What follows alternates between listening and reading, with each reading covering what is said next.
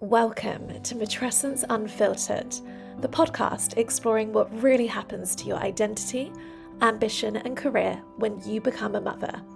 Matrescence is the transition into motherhood, and it's one of the biggest identity shifts a woman will ever go through. Yet, when it comes to our careers, it's still barely understood. So often, motherhood gets framed as something to push through and bounce back from. We think it's something else entirely, a capability shift, and we think it's time to name it and to talk about it properly. I'm Rose, coach, consultant, and researcher completing a master's in organisational psychology. And I'm Bianca, a chief marketing officer, pregnant, and living this experience in real time. Each episode, we take one belief about motherhood and work that doesn't hold up under scrutiny and break it down properly. Using research, lived experience, and honest conversations about what sustainable high performance actually looks like when your identity is shifting. Welcome to Matrescence Unfiltered. We're really glad you're here. On Matrescence Unfiltered, we keep coming back to one idea. Becoming a mother doesn't dull you, it sharpens you. Our guest today puts the science under that. Dr Rosanna is a clinical psychologist with almost 20 years in mental health. She works with some of the hardest things the NHS sees, and in her own private practice, she now supports women with their matrescence. She walks us through the model she uses every day, the 3 systems we run on, threat, drive, and soothe, and why soothe is the first thing to go when you have a baby. We get practical too, a grounding exercise you can do with the baby on your hip, and the 5% shift that makes change feel doable. And she retires a term a lot of us have quietly resented. Rosanna, welcome to Matrescence Unfiltered. Well, look, thank you so much for having me on today. Really excited to be here. So yes, I am a clinical psychologist. So when you're a clinical psychologist, you are actually trained across lots of different therapeutic modalities.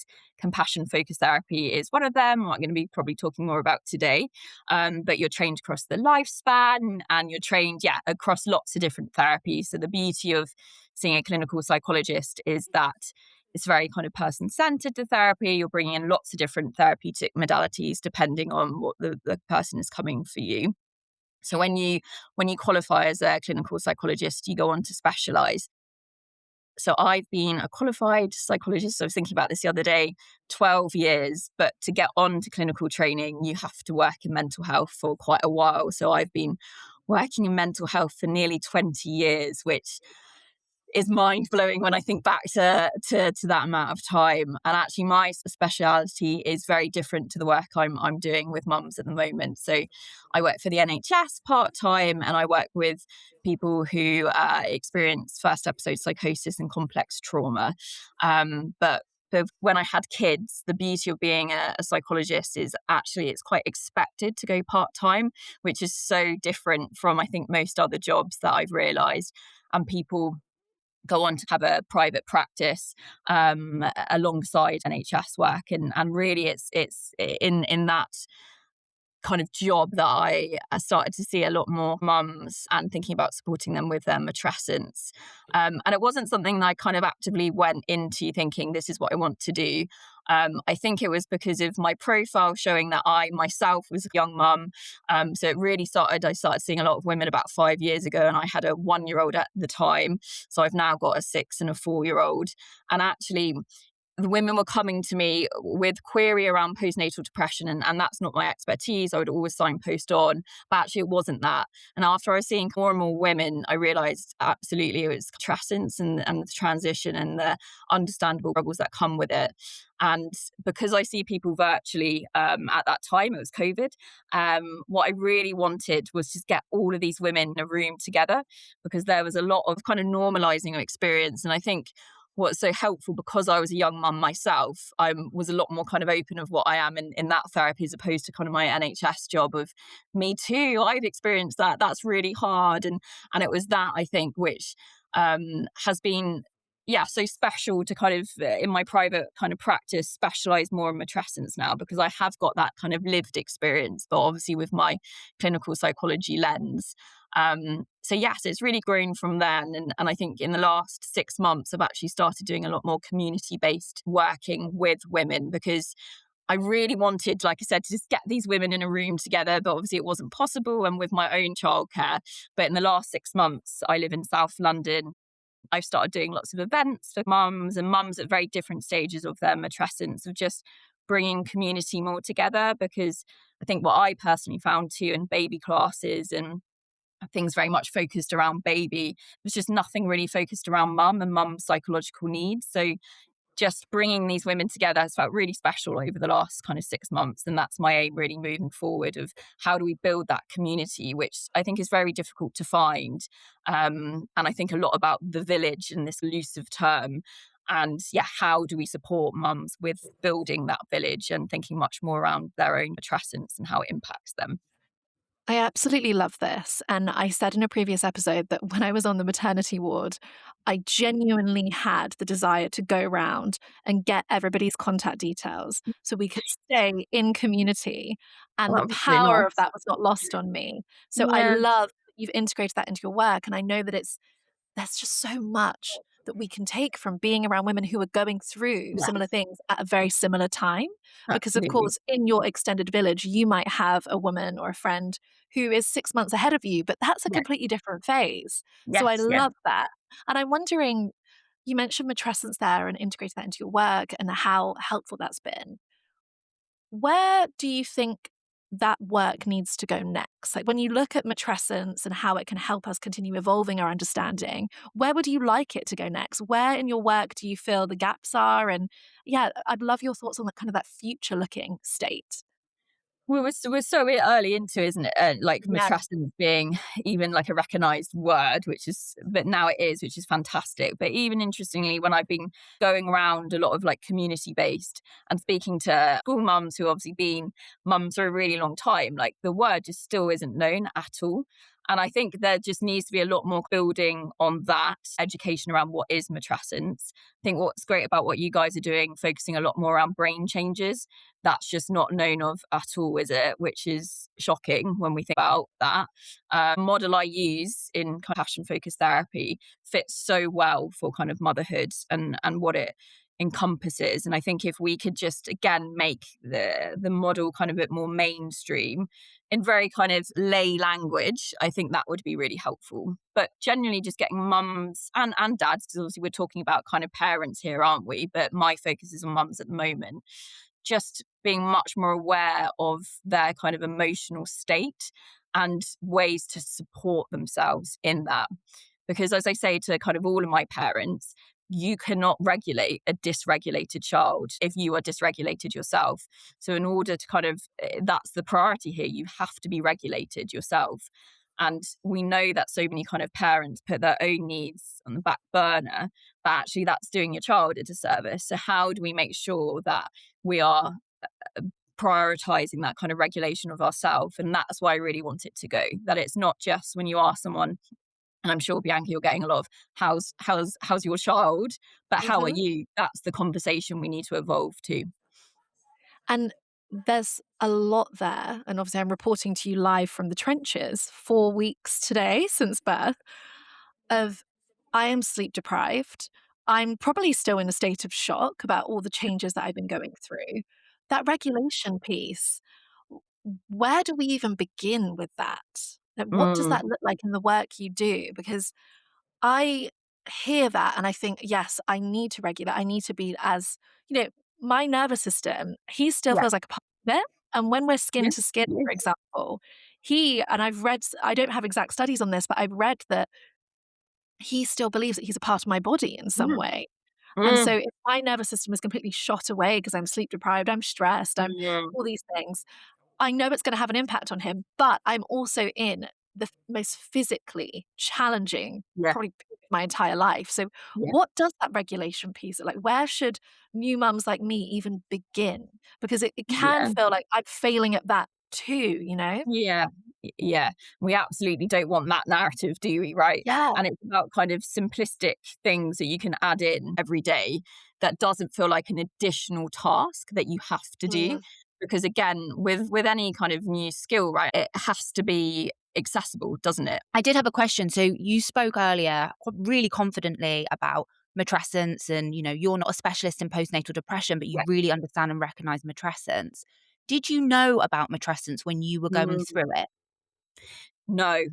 which now I look back and think, wow, like how did I not know this word? So I have an eldest called Raphael, and he was born actually just before the first lockdown. So I spent my entire maternity basically in lockdown. So it was a very different matrescence experience, to be honest. And then it was only when I had my second child 2 years later, so there's 2 years between them, and I started kind of seeing these women. I'd started reading some things around matrescence, and I was kind of living my own experience. And then also these women I was seeing. So I was kind of learning on the job myself, whilst also kind of supporting women with it. But I look back and think, wow, that I think I've had a different context because it was COVID, but I really struggled with my maternity leave. I found it really difficult. And actually, if I had the language to kind of describe how I was feeling in that huge psychological transition, it would have made life a lot easier. And I also think dealing with it in COVID, it would have made life a lot easier.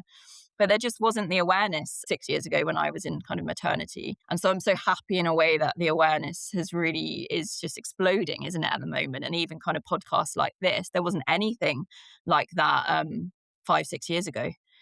So Yeah, no, I didn't. And I look back and think, wow, like how did I not know this? Lucy Jones really started something with that book, didn't she? And like how powerful it is to give women the language and the Yeah. understanding. And what I love about your work and really admire is the recognition that it gives. So I would love for you to talk to us a little bit more about the model that you use, hmm how that shows up in your work, and where you see kind of the biggest challenges. hmm So I predominantly use a model called compassion focused therapy. And I use this with everyone I work with. It's just such a lovely model of therapy. So the ultimate goal of compassion focused therapy is to build a much more compassionate voice, ultimately reduce that inner critic. But how we think about emotions and how we regulate ourselves. So thinking back to your question, Bianca, we have these 3 systems that we live by ultimately that keep us kind of balanced. And they're called the threat system, the drive system, and the soothe system.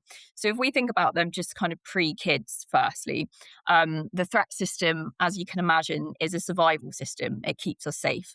So that thinking back to that more like reptilian type part of our brain, that if you were to kind of walk across the road right now, you wouldn't want to tap into the other areas of your brain that have evolved. You just need to get out of that road so a car doesn't hit you. So it's that kind of keeping us safe and thinking about potential threats. But it also has that hormone kind of cortisol associated with it, which we know prolonged levels of cortisol don't do well for us. But we need it. So we need our threat system. We also have a drive system, and that's our get up and go. What makes us, what motivates us, what inspires us. And that gives us that kind of dopamine hit. What are our values, aspirations, all of those things. And again, we need that system a lot, because otherwise, how do we get out of bed in the morning and do all those things? And then thirdly, our other system is called our soothe system. And that's our oxytocin hit. So that's the idea of safety, connection, rest being a huge one here. And we need all 3 systems. And I think when people come to therapy, they have the really horrible associations with threats. So this is the kind of anxiety, the low mood, the intense feelings of kind of anger. And they say, well, I don't want threat system. I just want to get rid of it. But we need it for survival. But what we tend to find is that our systems become unbalanced. And what we tend to find a lot is that people use drive in order to mitigate against that sense of threat. And their soothe system is pretty much non-existent. So if you have an example of, let's say, your boss sent you like an email which you're reading with like a bit of a undertone, okay? And suddenly, that's probably happened to all of us, right? Suddenly it activates that sense of threat. Yeah. So it's that kind of anxious, oh my God, what do I need to do with this? And what we tend to find that most people go into that sense of drive then. How do I reduce this horrible feeling that I'm having? Okay, I need to work harder. I need to really check my emails before I send it to my boss. And then we find ourselves kind of oscillating between threat and drive.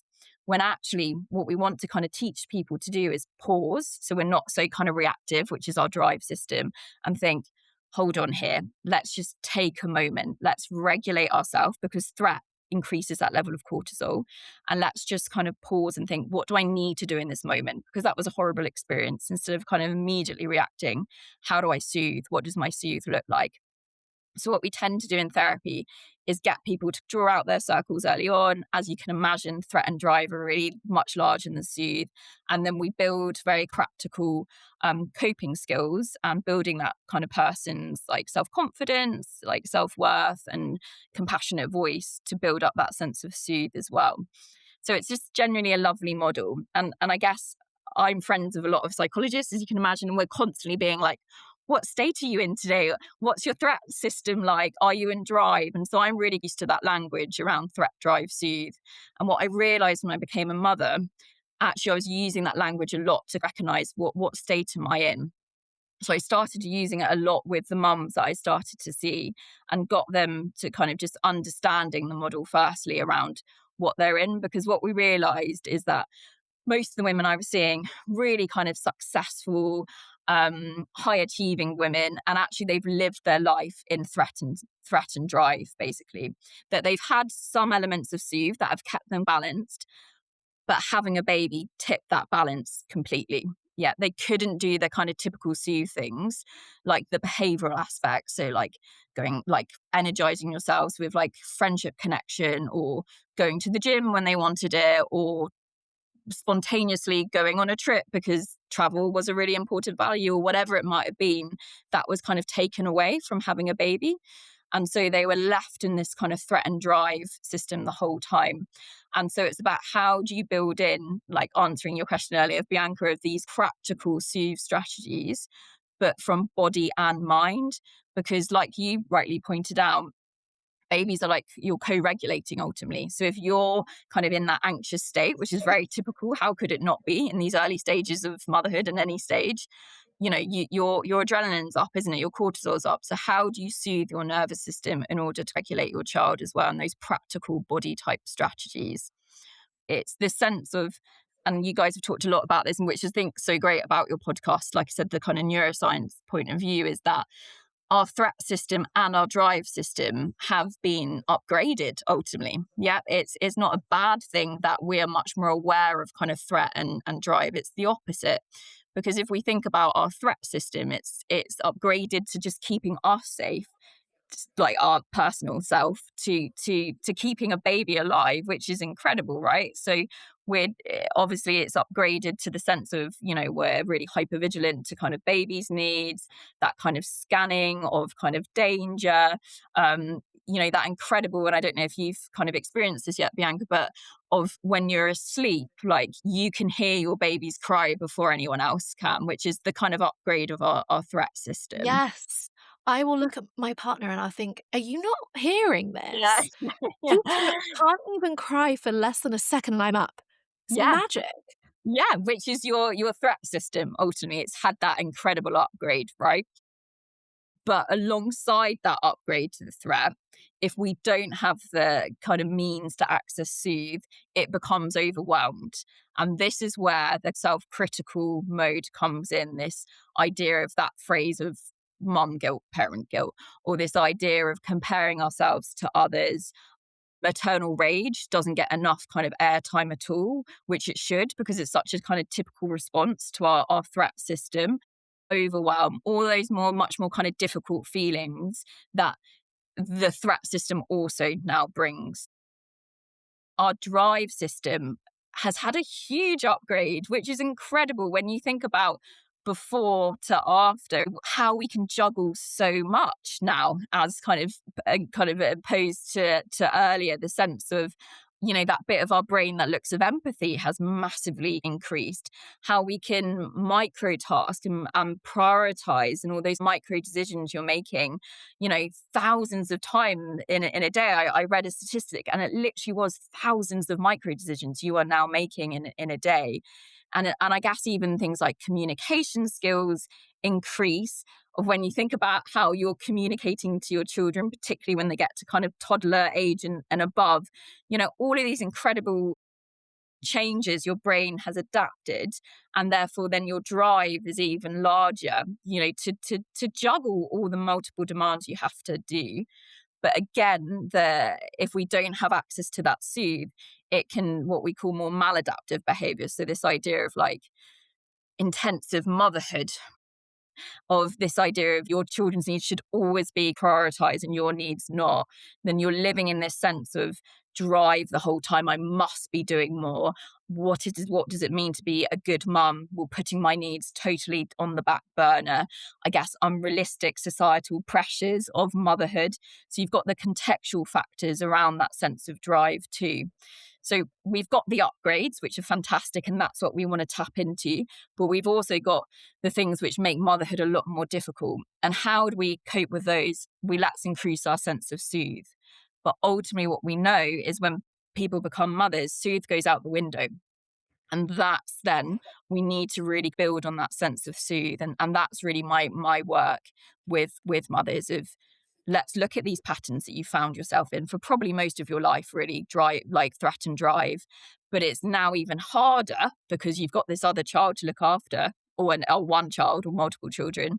So where's your soothe? And mostly, like when I start working, people, mums, like I literally couldn't even tell you. So we're starting at basics with most people. What advice, practical advice, would you Yeah, give to a mum who is saying, I don't have time for myself, I don't have yeah. time to soothe, because they are so used to being in that threat and drive response? How do you approach that? That's such an interesting question because when we're thinking about soothe or generally emotional regulation, is tapping into what's your unmet need, what do you need right now. But you're saying that to a mum, and and I have this is pretty much the regular responses, but I don't even know what I need right now. And so again, it's taking it back to basics because when we think about like that drive system, they're so used to looking after others and anticipating someone else's needs. They've lost that sense of what even do I need? And so there's a lovely exercise, even getting used to recognizing what your own needs are now. So it can be this even going back to basics, so like physical needs, like what are you hungry? Are you thirsty? All of those kind of key basic needs we all need. And then more others, what connect to our values, what makes us us. But I guess in this early stage of motherhood, it's really difficult it could be you don't even know what's important to you anymore. And that's some of the work of what are your values now? They might have really shifted from motherhood. Or how do we connect back to some of the things that made you before? But we need to obviously adapt it with having a baby. It's kind of recognizing maybe what needs are. And there's, yeah, like I said, lots of lovely exercise of even looking at do any of these feel kind of, do they resonate with me? Or basic exercises for soothe, yeah, in these early stages. Um, Body exercises, I think, are crucial first to soothe that sense of threat because it's so physical.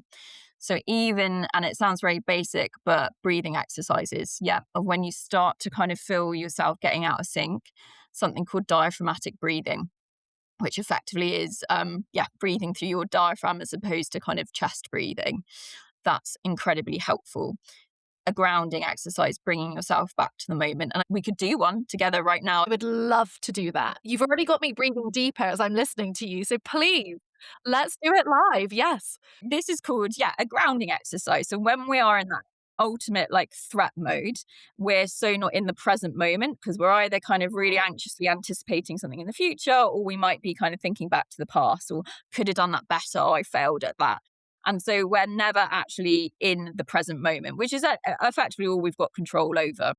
And so a really basic strategy, which you can do anytime, anywhere, obviously with your baby, is something called 5-4-3-2-1. So Okay. this is using all of our senses ultimately, because again, that brings us back into the moment. So I'm going to ask you now, Bianca, if you could name 5 things you could see right now. Okay. I can see my microphone, Mm-hmm.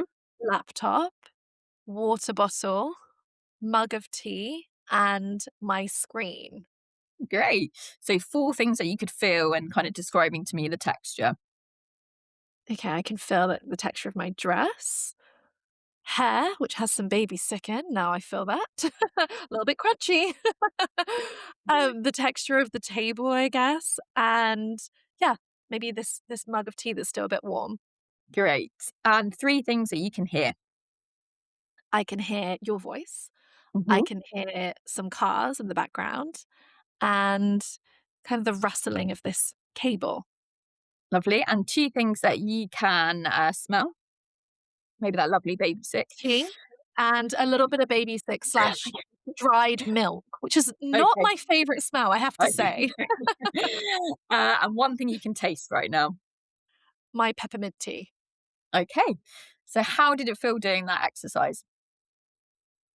brought me into the present, and it reminded me of I read a book, I can't remember the authors, they're sisters actually, incredible book called Burnout, and they're talking a lot about the completion of the stress cycle. Have you read it? Are you familiar with it? Yes. And it's reminding me of that because, of course, when Hmm. you have a newborn baby, your life is in cycles. It's totally like feed. Okay, now we're going to change you. Now we're going to wind you, nap, repeat, repeat, repeat. So I'm starting to think immediately, where could my soothe response come in as part of that cycle too? Because I've not put myself in that cycle at any point. No, But no. And yeah, and that's an exercise you literally could do in that cycle, as right? part of it, Yeah. yeah. Yeah. And I guess, look, some of those cycles can feel really frustrating too. So our threat system, kind of, if a baby's not sleeping or not winding and they're really kind of fussy, all those very kind of normal things that happen during, very early days, our threat system is just activated, isn't it? Because it's that sense of, why isn't this working? And I think lots of mums, myself included, am I doing something wrong here? Yeah, it's something that Yeah. naturally just kind of comes up. And I think, if we can just ground ourselves back in the moment and disrupt that kind of cognitive pattern of thought, it doesn't, Mm. in these really early days, it doesn't get so ingrained.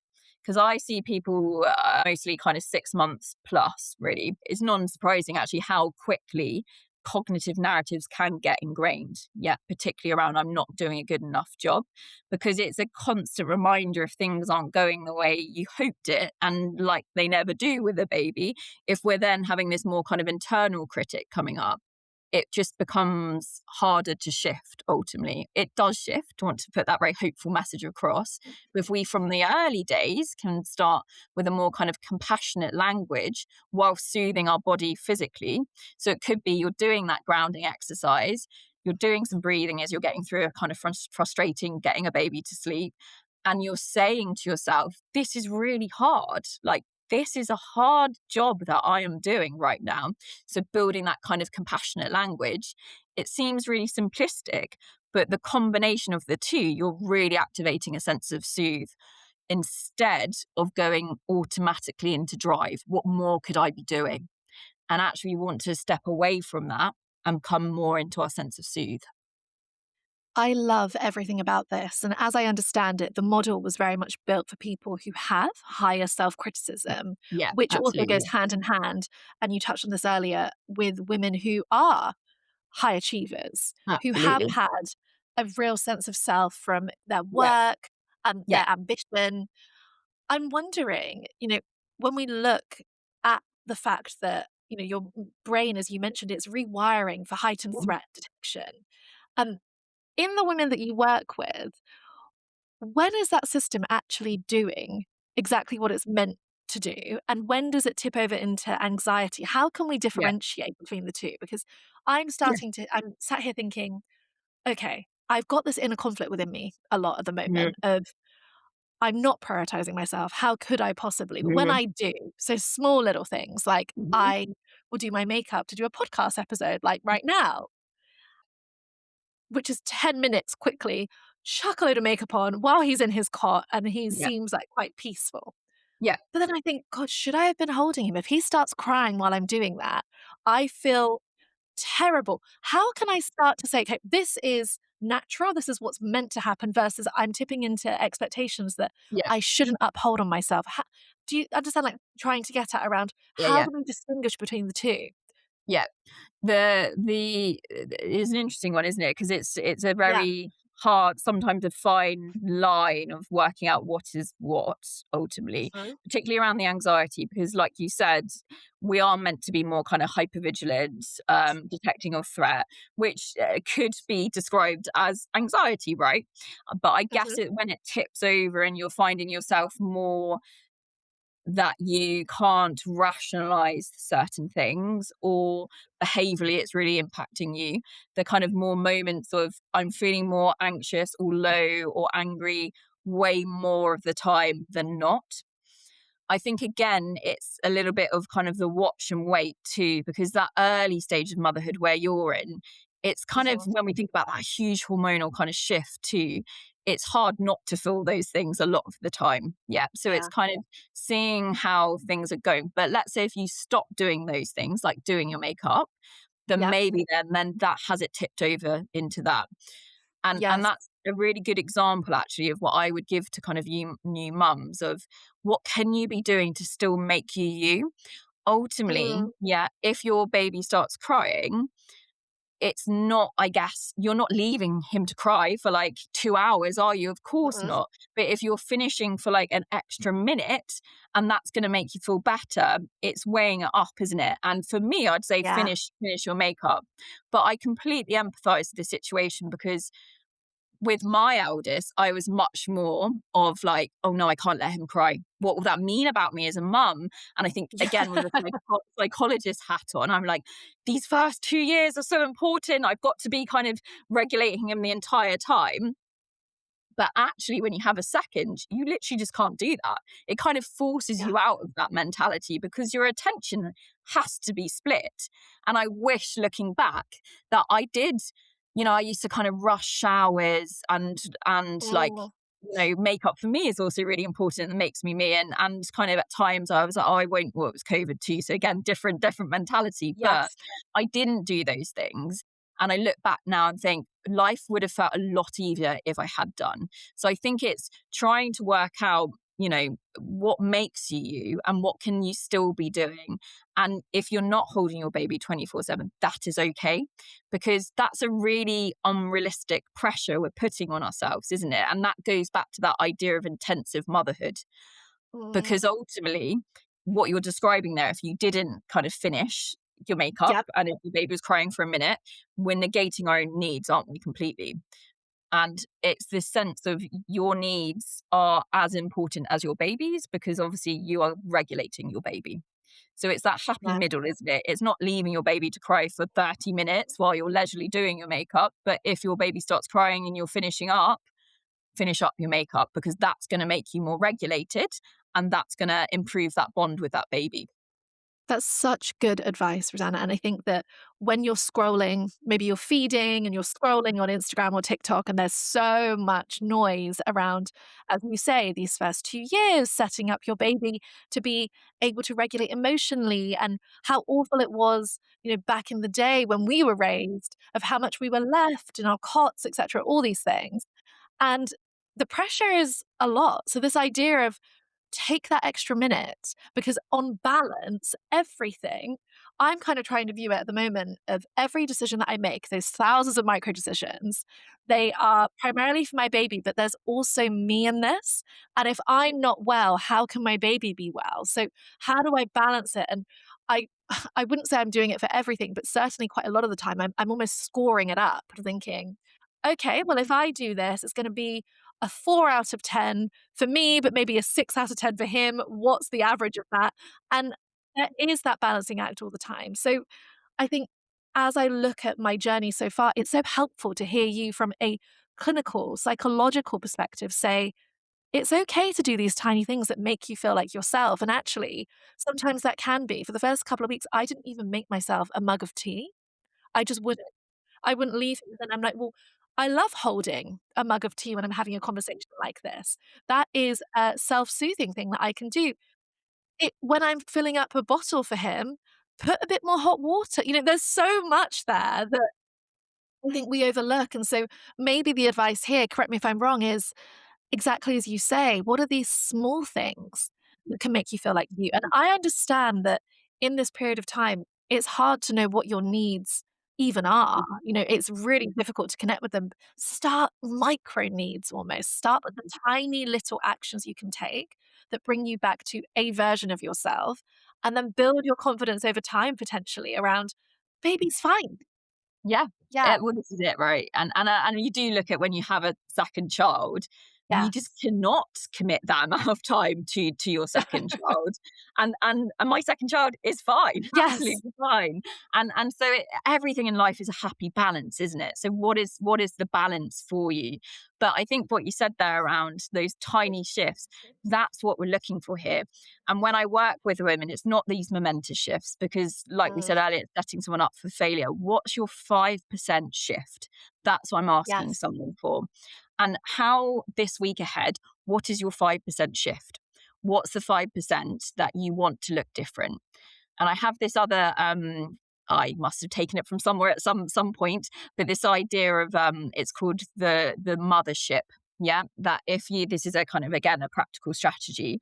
If you're unsure of what you need, or what makes you feel better, or what makes you feel more like you, of just kind of tracking yourself for a month. So have this kind of notes section in your phone, and literally call it whatever you want to call it, but we're calling it the kind of the mothership, and thinking, okay, what are the things that are making me feel just slightly better this month? What kind of behavioral shifts am I seeing? Okay, who energizes me? Who depletes me? Yeah, so really looking at the differences there. What makes me feel better, even I really can't be bothered to do it, yeah, on those days that feel a lot harder. And just start tracking those really small changes. And then at the end of a month, yeah, you should have some data there. But I would imagine quite similar patterns of what makes you feel a little bit better.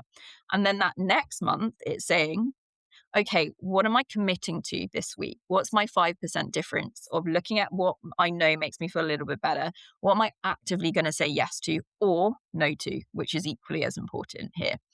And I think if we start to kind of track ourselves again and what feels realistic in particularly early motherhood, then we can make those 5% shifts. But it's not saying, right, we need to be going back to obviously pre-baby, because obviously we're a totally different person from that. And it might not be realistic to where we are in our motherhood kind of process. And so it's really looking for those small shifts. Oh, I love the 5%, because it is in those incremental gains that you can actually start Yeah. to think, okay, this is achievable for me. I'm not going Mm-hmm. to be able to get to a 10 or 15% No, right now because I'm completely depleted. But what are these exactly. small things that I can do that Yeah, compound over time? I think exactly. that's so helpful. I'm going to start that iPhone note today and Putting your start makeup to on, connect. that's it, isn't it? Yeah. Having a hot cup of tea or whatever it Yes. is. Those, and even stuff like we think about treats a lot in psychology, Mm, and treats are much more than just how people view them, right? Treats signal that I am worth it. When we think about kind of self-esteem yeah. work, we're not treating ourselves, it's signifying you're not worth it. And so it's this active shift on what is a daily treat that you can be doing. And I think about Mm, this a lot with kind of new mums, which is realistic in new mum world. And it can be even as basic as, and I'll give a personal example. I wanted this mug for, I think, probably coming up to like 2 years. Why didn't I buy it? But anyway, which literally says mama, right? And it's a beautiful yeah. mug. I love coffee. And I don't know, I think I must have been waiting for my husband to buy it for me. Ridiculous. Why did I do that? And I remember thinking, I'm going to buy this mug. And every day now, I make my coffee in the morning in this mug, and I sit. Obviously, my children are older, but I sit for 5 minutes every morning and sit in peace away from them with this mug. And it brings me so much joy. And I've really actually noticed the difference of such a tiny shift. But that's me signaling that is a very cheap and easy treat every day that signifies you're worth it, but also that pause, that stop. And I think that's what we need to be bringing more of into our life, that idea of kind of treats. Yes, and that signal that's sent, Yeah, what is happening neurologically there? As you say, it's sending a signal to us that we are safe, that we're worth yeah, it, that we're worthy of exactly. actually honoring our needs. But Yeah. could you describe to me a little bit more about what is happening in our brains when we do such a thing? Because it isn't just a little dopamine hit, it runs deeper and it taps Yeah. into that soothe part of the It's model. the oxytocin, isn't it? Yeah, Which is, that elusive thing we're all kind of always looking for, right? And actually what you're getting a lot of at the moment with that newborn kind of hit of yeah. oxytocin, but you're also getting a lot of cortisol, right? And so it's how it's kind of balancing out. But it is really just kind of building up the increase of those kind of hormone hits of that kind of sense of safety, connection, pause. They're the things that we want to be kind of building up with, because it's rewiring our brain ultimately. And this is what therapy does. How do we rewire our brain to signal that more kind of compassionate voice? And it's building up more of the oxytocin and less of the cortisol. And I noticed a real shift actually from those first 2 weeks where you're running on complete adrenaline and cortisol and shock and all the rest of it, to partner going back to work, getting more into time on my own with my baby boy, understanding that the world is smaller for us now and all the rest of it, and the novelty piece isn't there. You go into something deeper, and so you mentioned working with mums more at kind of the 6-month onwards mark. There's a whole journey ahead, and I wonder, for those who are, further along in their journey than I am now, um, and starting to reintegrate with work as well, how do you work with them around the mum guilt? That how do we actually break that down? Because it's so trivialized, I think. Oh, mum guilt, you've got to balance everything. What does that practically look like when you're starting to support women going back into the workplace, back into society, utterly changed by this experience? How does the model adapt for that Yeah, phase? yeah. And actually, that's actually more of the client group I've tended to work with. Yeah. Really, they come to me when they have come back to work and they're like, whoa, this is a lot. Yes.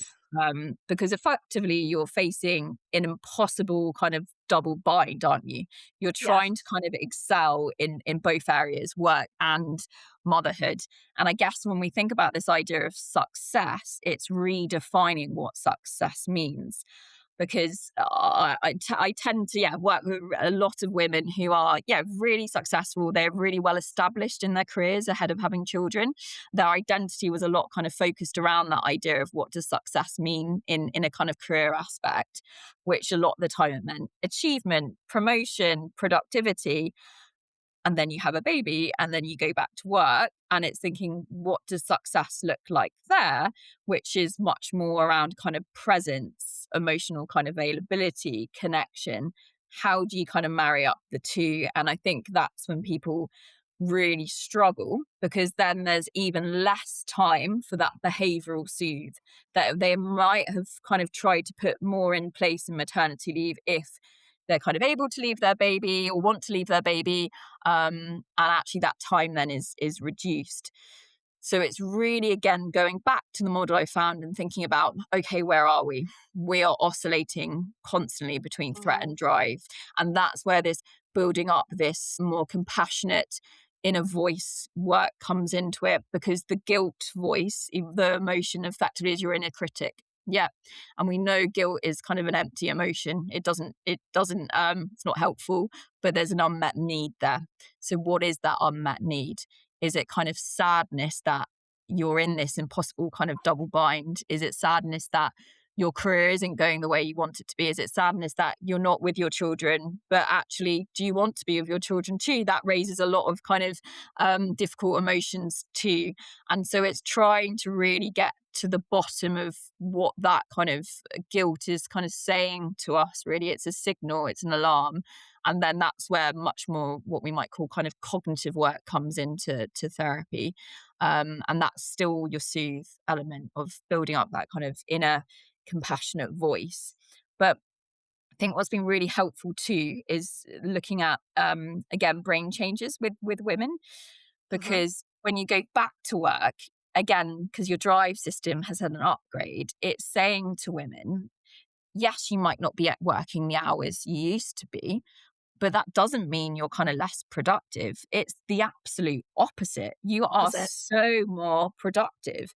And if you've got kind of a cultural narrative of work of like, she's leaving again, like she's going for nursery pickup, it's how do you challenge that in your mind, right? Because actually, there's a lot of research that shows part-time work or flexi working mums are so much more efficient than their full-time counterparts. And of course, that makes total sense, doesn't it? Because your brain's been adapted to juggle thousands of things on a daily basis. And it's building someone's confidence, actually, that they can ask for flexi working. And they should be kind of having flexi working if that's what they want. And just again, building confidence in, you've become more empathic. Like, so in terms of empathic leadership, your skills have just been like massively improved, or your communication skills have really improved since having children, because your negotiation, there's nothing like negotiating like a toddler, like in terms of getting out on time. So your negotiation skills have massively improved, or your creative problem solving. If we think about, as mums or parents, the amount of creative problem solving we are doing on a daily basis is huge. So it's building up confidence in these women that it hasn't been a downgrade, which is the narrative, isn't it, around like baby brain, or like you can't give as much to work. It's the opposite. How do we build up that confidence? But equally, if you're working in an environment that doesn't honor that or respect that, that's much more tricky. And then we think much more kind of values based of, is this where you want to be ultimately now you've had children? I've had a lot of women who have actually changed jobs since becoming mums, because the culture isn't going to change, unfortunately, in this time that they are there, and their values don't align with that anymore. And so obviously when they financially can do it and what works for them logistically, they've changed. And I think that's the brilliantness of trying to work out your values, that kind of, again, that values upgrade of when you go back to work, because it's really tricky, I think, particularly if a culture isn't supportive of the incredibleness of having a working mum, because they bring so much to an organisation. Absolutely. What time in anyone's life is there such a concentrated skills upgrade? You've listed so many of them there. The other one that I would add that I've been experiencing, interestingly, is the ability to ask for help. So I did not have that before. And of course, in this period of my life, I have no choice. And so that also taps into the communication piece of instructing how it could be anything. This is how our bottle sterilizer works, or he's at this point in his feed sleep cycle, or actually what I've been noticing with him is that he really likes this, or whatever it may be. You do not have the same ability to overthink such things anymore. You need to communicate directly. And so I'm already thinking in the workplace with my team when I go back, different approach. I don't have the time anymore. So why would we not celebrate that? And that really is the thesis and the goal with this podcast. It's to look at those skills, to get as much neuroscience behind them, and to bring in different experts like yourself to say, look, employers, look, people that lead teams, what an asset you have in the mothers in your workforce, and the fathers, which is a different putrescence, is something we want to explore more too. But let's start with the mothers here and let's celebrate them. And on that note, as we wrap up this incredibly valuable conversation, you've honestly shifted some big things for me just in the time that we've been together. So thank you. I know there's going to be so much value for all listeners. I'm wondering what your kind of rallying cry would be to any new mum listening to us right now. What would you have her know? What would you, if you were to take her hand and just tapping into that compassion, what would you want her to remember as she goes about her day to day to make it a little bit easier, to feel a little bit less alone? Whatever the difficulty is, it will pass, and you can do it, and you will do it, Yeah. I guess. You're doing And it. you're doing it, exactly. The Yeah. self-confidence and kind of belief that you are doing it, and you're doing an incredible job. So I think it's as simple as that, really, of like, it will pass and you're doing it. The compassionate side of this, of how do we build up that inner compassionate self? And final question, we love to retire a term in this podcast, as you may know. And I know that CFT is being more integrated into the NHS. We know that it's reaching more women, which is fantastic. Are there any terms that come up in your work that you think that just isn't fit for purpose, or I feel like we need a reframe on that? Anything at all? I really just like the phrase "women can have it all," actually, because on the surface it sounds empowering, right? But it's not, isn't it? It's this sense of so much pressure, this kind of expectation of women like should do it all, manage it all, and appreciate kind of every second of it. And I think it's just so incredibly unhelpful, because it's a sense of was anyone kind of meant to have it all? Absolutely not. And so I'd love to kind of retire that, because I think most of the women, that I'm working with, they're working, they're being mum, and it's this idea of kind of failing at both, and absolutely not. And I think what I want, I'm always kind of talking about in therapy of what is good enough. And that's the life we've got to lead by, because then we've got so many different kind of identities and pressures.